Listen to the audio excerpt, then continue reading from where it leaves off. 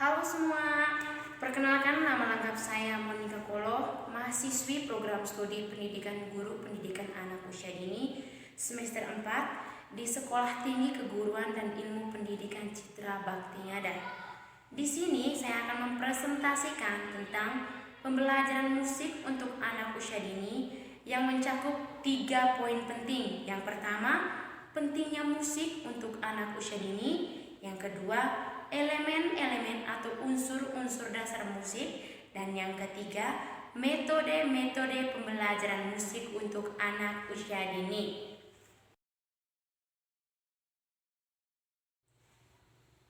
Yang pertama, pentingnya musik untuk anak usia dini. Musik bukan saja berkaitan dengan kemampuan menyanyi, namun musik juga berkaitan erat dengan kemampuan seseorang dalam melakukan gerak tari, harmonisasi nada, pengekspresian seni musik, dan menguasai berbagai jenis alat musik.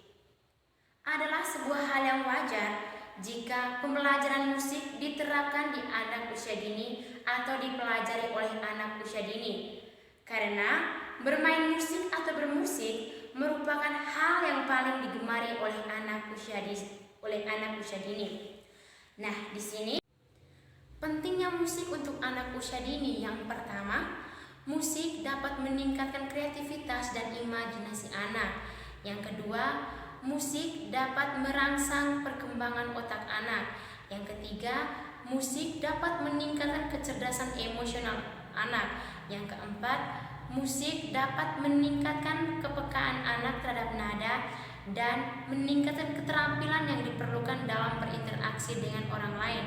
Yang kelima, musik dapat membantu anak untuk lebih percaya diri dan belajar hal lain seperti budaya, bahasa, dan sebagainya.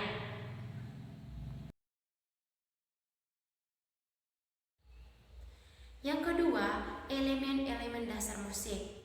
Sebelum kita mengetahui tentang elemen dasar musik, kita perlu mengetahui definisi musik itu sendiri. Musik merupakan suatu hasil karya seni bunyi berupa lagu yang merupakan ekspresi atau ungkapan perasaan penciptanya melalui unsur musik yaitu ritme, melodi, dan harmoni. Unsur musik atau elemen dasar musik yang pertama adalah ritme. Ritme atau irama merupakan ketukan yang teratur. Dalam kehidupan sehari-hari, kita bisa menemukan ritme melalui bunyi detak jantung dan juga jarum jam. Pada anak usia dini, ritme atau irama dipelajari melalui pendengaran, rasa, dan gerak. Unsur atau elemen dasar musik yang kedua adalah melodi. Melodi merupakan rangkaian nada-nada yang memiliki ritme yang teratur dan mempunyai ragam tinggi rendah. Unsur atau elemen dasar musik yang ketiga adalah harmoni. Harmoni berarti keselarasan bunyi. Dalam harmoni meliputi susunan, peranan, dan hubungan dari sebuah paduan musik secara keseluruhan. Dalam harmoni juga ada akor dan interval. Akor ini berfungsi untuk mengiringi melodi lagu sehingga enak saat didengar.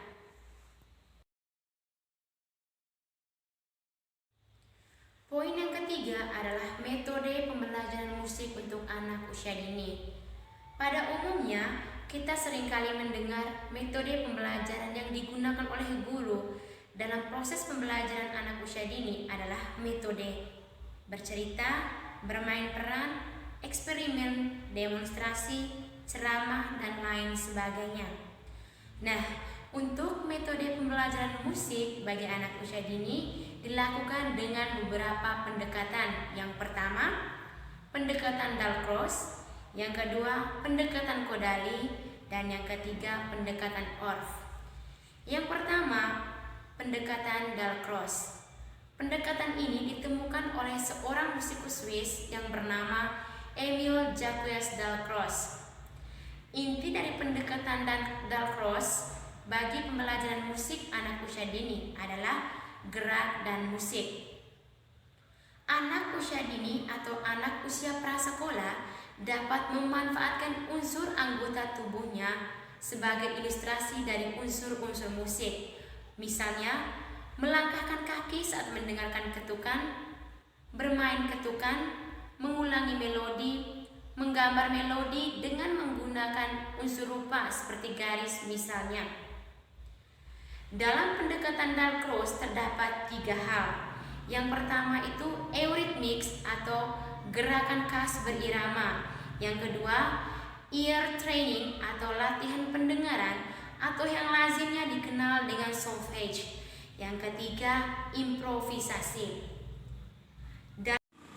Nah, untuk contoh aktivitas pembelajaran dengan menggunakan metode Dalcroze adalah guru menggunakan ketukan musikal berupa drum dan anak mengekspresikannya dengan berjalan sesuai dengan ketukan. Yang kedua adalah pendekatan Kodaly. Pendekatan ini dilakukan berdasarkan filosofi Zoltan Kodaly yang merupakan seorang komponis asal Hongaria.